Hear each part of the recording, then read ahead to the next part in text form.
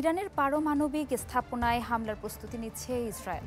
একাধিক মার্কিন কর্মকর্তার বরাতে এমন খবর প্রকাশ করেছে সিএনএন। প্রতিবেদনে বলা হয়, হামলার লক্ষ্যে এরই মধ্যে সামরিক মহড়া শুরু করেছে তেল আবিবের সেনারা।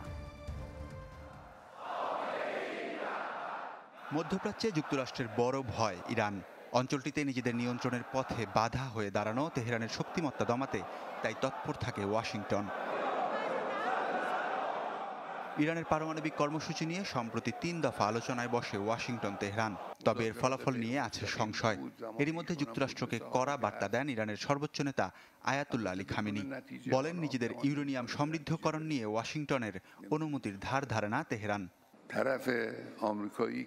যুক্তরাষ্ট্র আলোচনায় অর্থহীন সব কথা বলে যাচ্ছে।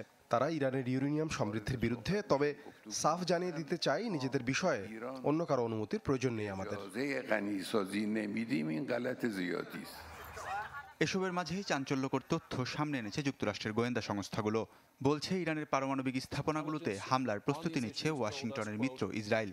নাম প্রকাশে অনিচ্ছুক একাধিক মার্কিন কর্মকর্তার বরাত দিয়ে এমন খবর প্রকাশ করেছে সিএনএন।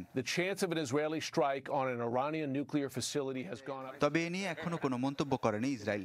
তাৎক্ষণিক কোনো মন্তব্য করেনি মার্কিন জাতীয় নিরাপত্তা পরিষদও।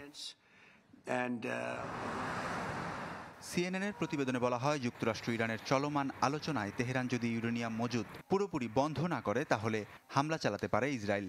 এরই মধ্যে তেল আবিবের সেনাদের বিমানের মহড়া আর গোলাবারুদ সরানো থেকে বড় ধরনের হামলার প্রস্তুতি লক্ষ্য করা গেছে বলে জানায় মার্কিন এই গণমাধ্যম। ওয়ালিউল্লাহ ফারুক, চ্যানেল 24।